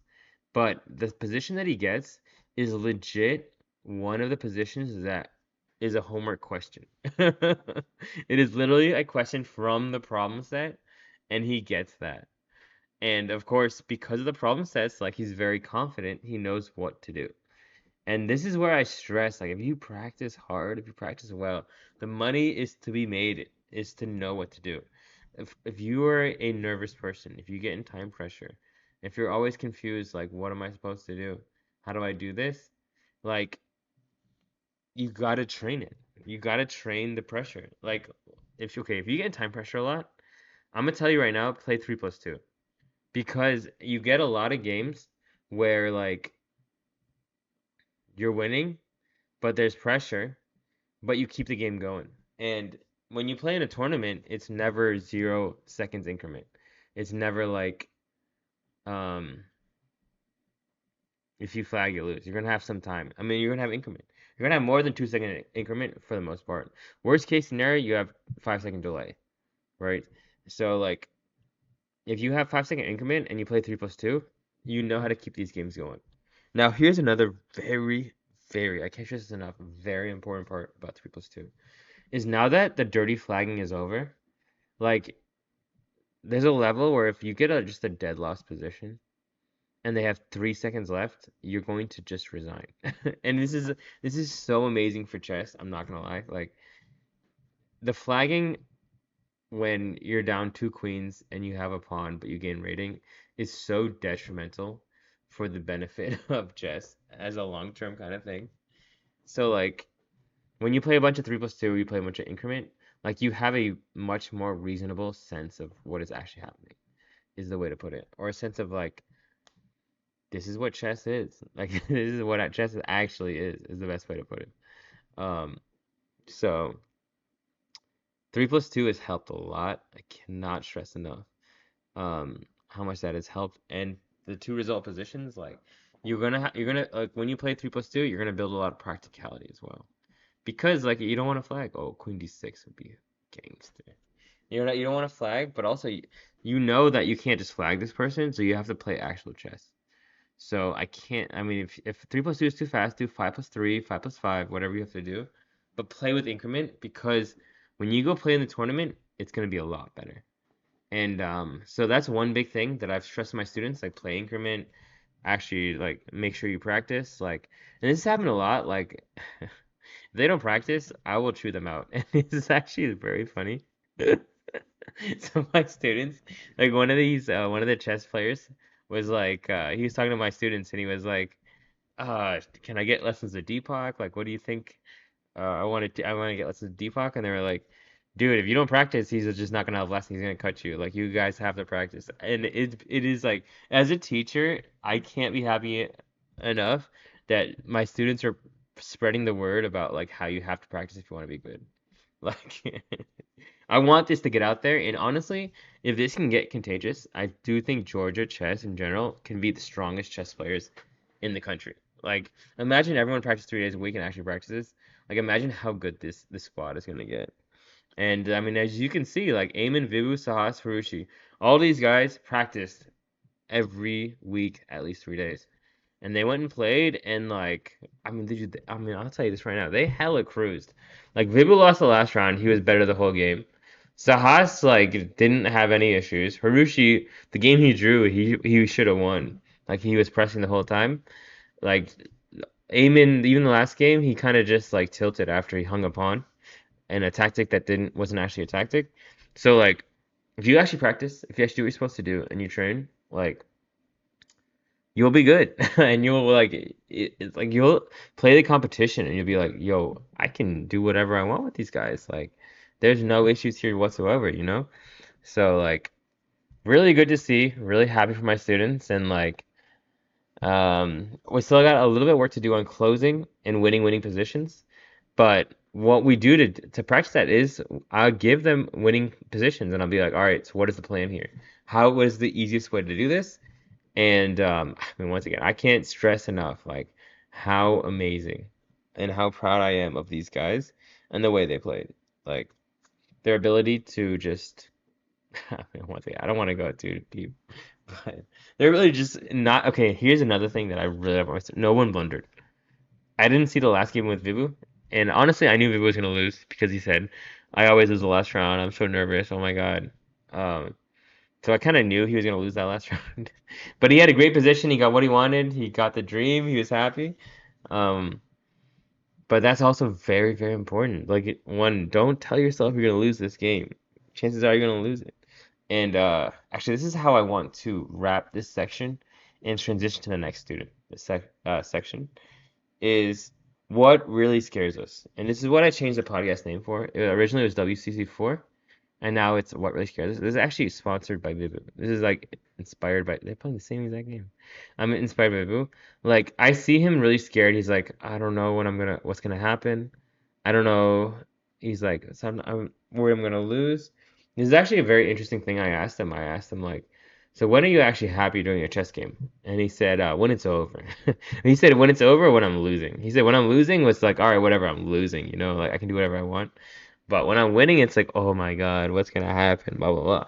So first thing I want to say about that is it's very important to have fun. You have to enjoy playing chess. And this is when I had a small phase where I started trash talking everyone that I played. And by trash talking, it's not like being mean. It's like, yo, what is your bishop doing? Like, do you really want to do that? Are you sure, dude? And to a level, I think trash talking is good. I'm not anti-trash talking. To a level though, it's also I think kind of bad. I do feel bad. Like sometimes I'll be saying things and I'll be like, man, if this guy doesn't laugh, I'm kind of just an asshole. And that will happen. Guaranteed that will happen. Where it's like, damn, dude, I was kind of a dick there. But back to what okay, so the first thing that I'm gonna say is you have to have fun. Enjoy the game, especially when you're good. Like I have another student, Raphael, and right now he's like the best way to say it, he's feeling this. He's styling on his opponents. He's doing what he wants. Like he can have whatever he wants. Once again, not every game is easy. Like you still have to work, but he feels good about his chess. So he's like, bro, I'm trying to play everything. I want to play any event possible. Like I'm trying to play because he's got confidence. He knows he's a good product. Um, so now if we go to the flip side and we say, okay, what really scares us? Why are we afraid? What makes us scared in chess games? I think it's actually very, very simple to explain this. It's we don't know. So to build on this, I've watched in my youth, in my my ages, I've watched a lot of horror movies. Like I've watched a lot of horror movies. And initially, actually, I'll give you all the story of how I got into horror movies. I had a girlfriend, and she liked horror movies, and she basically convinced me to watch The Ring one day. Okay, so we watched The Ring, and at some point, and she always would do this, she would fall asleep during the movie. She'd fall asleep during the movie, and there's this scene where the guy's about to kill himself in the bathtub, and I'm like terrified. I'm like, oh my God, dude, he's gonna kill himself. Oh, what do I do? And I'm so terrified that I can't turn the TV off, so I have to watch. Like, when you're so afraid that you can't move, and you're like, well, I guess I'm just here watching.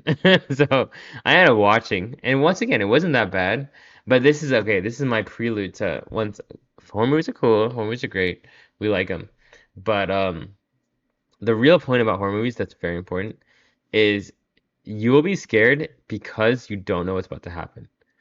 When you know what's about to happen, the fear loses its grip, is the best way to put it. Um, so when I watch people play, when I watch certain players play, they tell me they're scared. And if you know what they're gonna do, I promise you, you will not be scared. What scares you is you think at some moment, at any moment, you might just die. That's the best way to put it. Like, just out of nowhere, you're gonna die. They're gonna find some tactic and boom, it's over. Boom, like, oh my God, I can't believe it. I knew this was gonna happen. I suck. I'm dead. That's where fear comes from. That is the root of fear, is the best way to put it. Now, if we go ahead and we try to expand on how do we fight fear? How do we face fear? It's really simple when you know the definition. The definition is I am scared because I don't know what's going to happen. So, how do you solve this? You find out what's going to happen.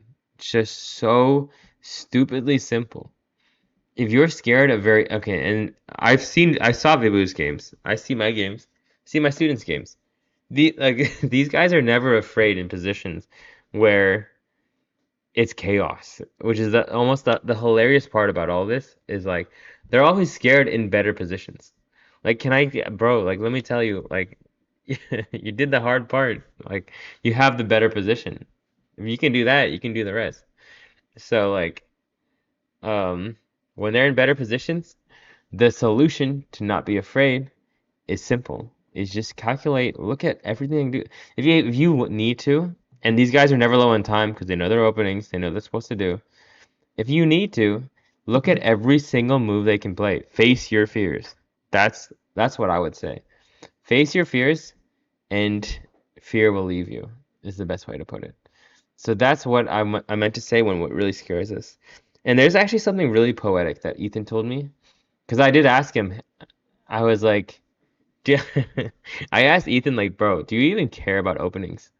And he was like, no, dude. Like, what do you mean? I'll play any position. And he said something honestly that was like beautiful. He said like, and I asked him like, so what if you just get a worse position? Like, because you play like, all these bullshit openings when you're having fun. Like, are you not scared of getting a worse position? And he said, well, if I do, I'll just win. And this is honestly why like kids are good at chess people kids have you can like even the Bible says this like you need to rush into the kingdom of heaven like you're a child. And if we go one step deeper, it's also like dogs too. Like dogs get what they want because everyone knows what they want. Like if you believe in yourself to the level where you're like, well, yeah, I'm not worried. I'm gonna win. Like I know myself, I'm gonna win. Like what am I? Like who? What do I fear if I know I'm gonna win? If I really believe in my abilities, what do I fear? And that is the difference. And this is why people like, and this is I think about myself. Like, why do I try to study openings so much? Is because I want control. I want to be able to say, okay, I did this, this, and this, so I must win. Like, I mean, I followed the rules. I did what I'm supposed to do. The only thing that can happen is I win, right? And I think what that actually means is like is almost to a level of insecurity of your actual results. So you have to control too much. And okay, I'm saying all this, but in all seriousness, like okay, you do want to study, you want to know openings, you want to know all this stuff, right? Like this is very important.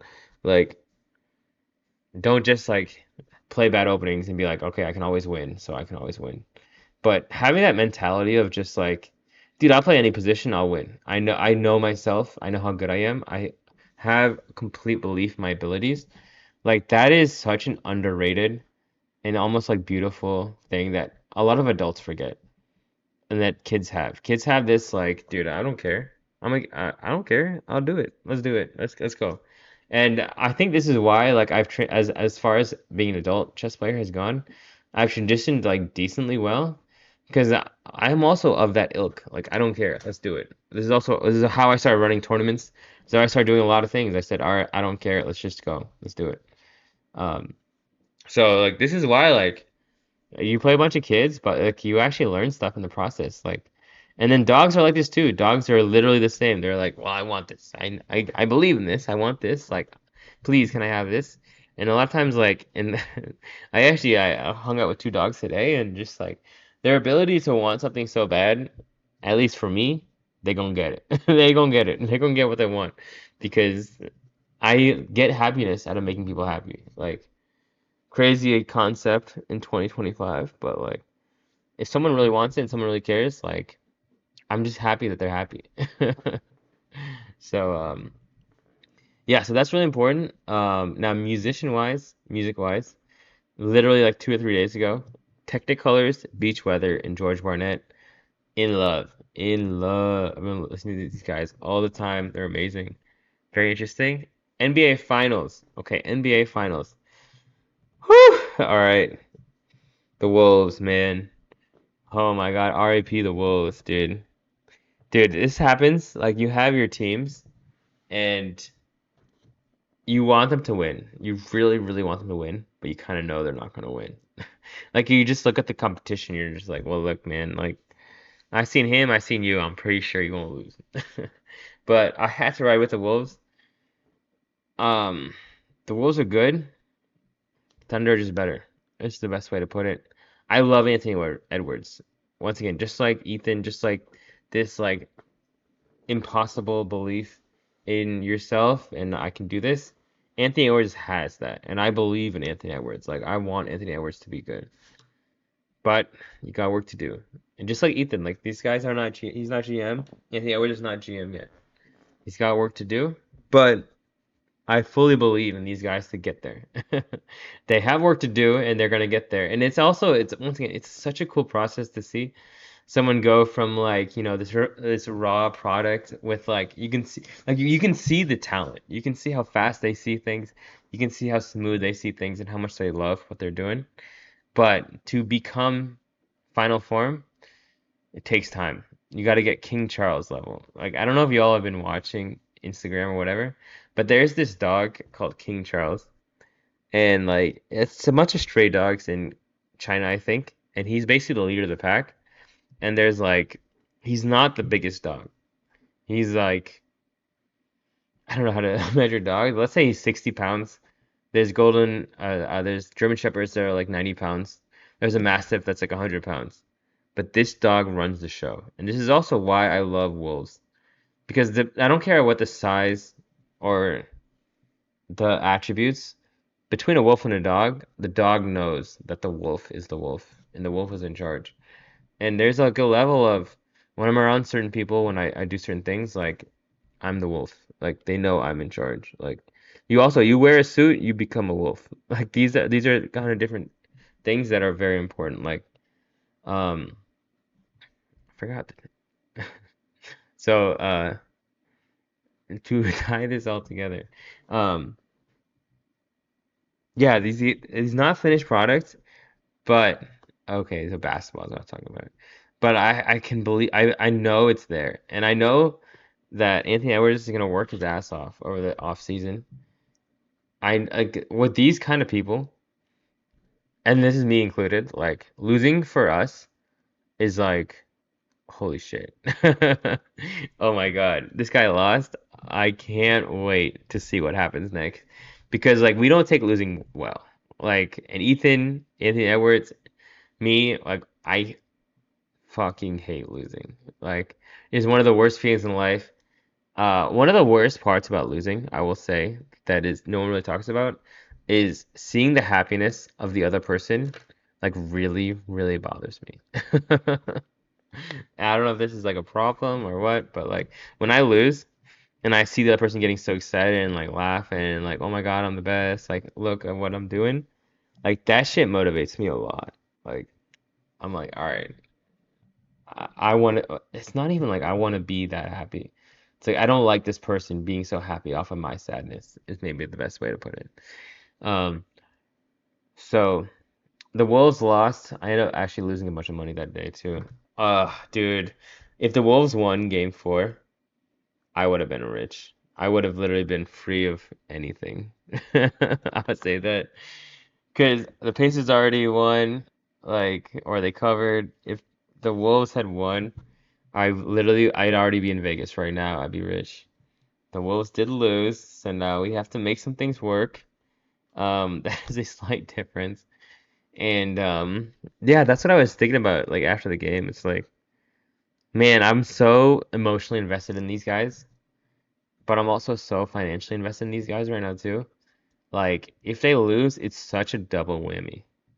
Like that would have been and I was kicking myself after, like that would have been such a good place to hedge my bets. Because like I already have the emotional tie and I have the financial tie. Like at least hedge hard so that way if they do lose, at least you're financially compensated. Because dude, the double loss is like one of the worst feelings in life.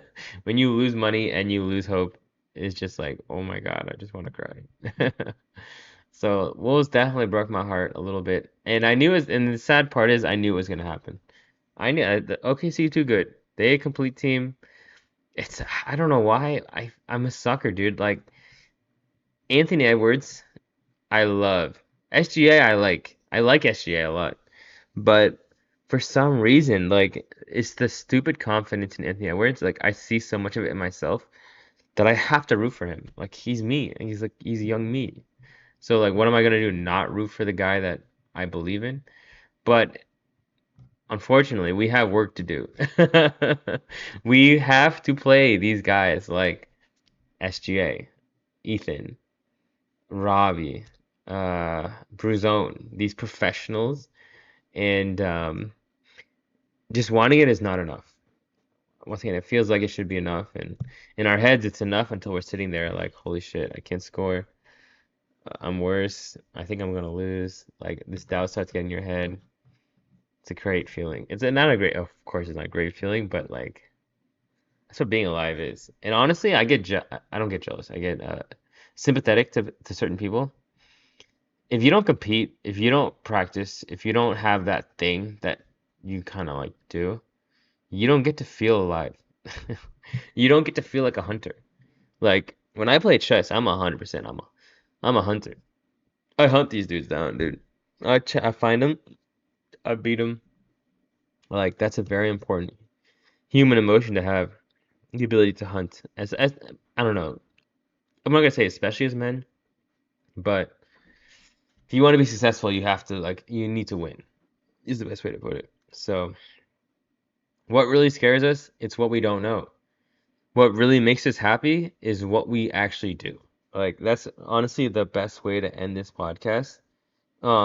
Shout out to Gukesh. I mean, these okay, and I've already talked about Gukesh, but let me go ahead and say this. Like these moments in life, these swing moments where it's like, I guess, like in this Gukesh example, like beating the world champion that you've never beat.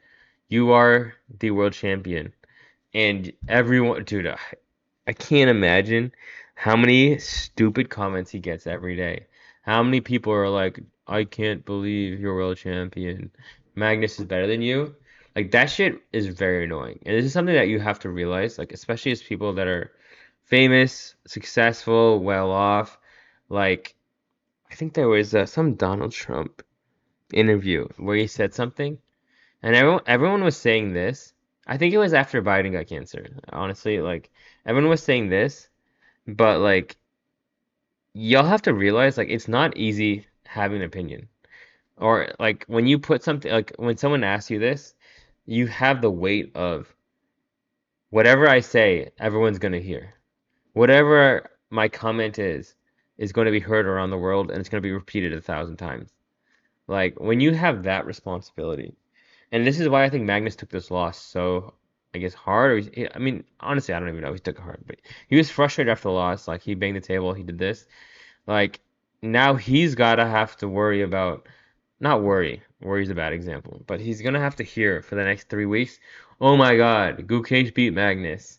Oh my God, and then you gotta deal with the idiots who ask you the question like 1,000 times, like, bro, how could you lose to Gukesh? I can't believe it, man. Like, this is the problem with being famous or having like your business or whatever. Having the same conversation again and again and again and explaining yourself is hands down one of the worst things in life. It's like being in hell. It's like every day is the same day, and it's like for me, for example, it's like, are you international master? Oh, how many norms do you have? Oh, you have all these norms, but you're not international master. Do you know how many times I've had this conversation again and again? Do you think I enjoy, like, I'm a smart person. I don't enjoy having stupid conversations. This is actually okay. This is how I'm going to close this because I've been going, and this is honestly a very long podcast. But there's a famous interview between JJ Redick after game 4 or 5, where the Lakers lost to the Wolves. And one of the reporters asked him, like, oh, you didn't play a very deep rotation. Did you ask one of your coaches you're because you're new, did you ask one of your coaches if this was a good idea? And he just got so frustrated and just walked away from the interview. And I actually kudos to Stephen A. Smith. Like he explained it. He was like, JJ is a smart person. Like don't you? He actually played basketball. He knows basketball. Like you don't think he thought about this? Like, but the reason he walked away from the interview and is frustrated, he's like, dude, this retard is asking me this basic question. I can't believe I have to explain myself for probably the 100th time to some retard who barely knows basketball. I'm an NBA player. I'm an NBA coach. Do you not know that I know these things? But that's the point that I'm trying to make with like stupid questions and stupid people. And just like why Magnus is frustrated, why Gukesh felt so good, is like because of y'all, we have to have the same conversation. Like we don't like this, and I can't I say we like I'm one of them, but like when you are responsible of something, when you're in charge of something, like I mean again and again and again, you get the same stupid ass questions, like, and it gets frustrating and like. This is why the wins feels extra good, dude. Oh, Queenie Schwartz, mate. This is why the wins feel extra good. Because when you win, you get to shut up so many people. You get this reprieve. And it's like, it's so sick. It's like, my reward for doing what I've always wanted to do is now I get silence. Like, where's the actual reward? You know, like, it should be an actual word, not like I don't have to deal with stupid questions. But yeah, so that's how I'm going to sum up this podcast. What really scares us is what we don't know. Kudos to Gukesh, the world champion. He won.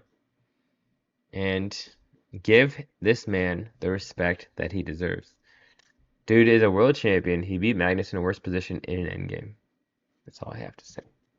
What really scares us? What fear? What is fear? The only thing we have to fear is fear itself.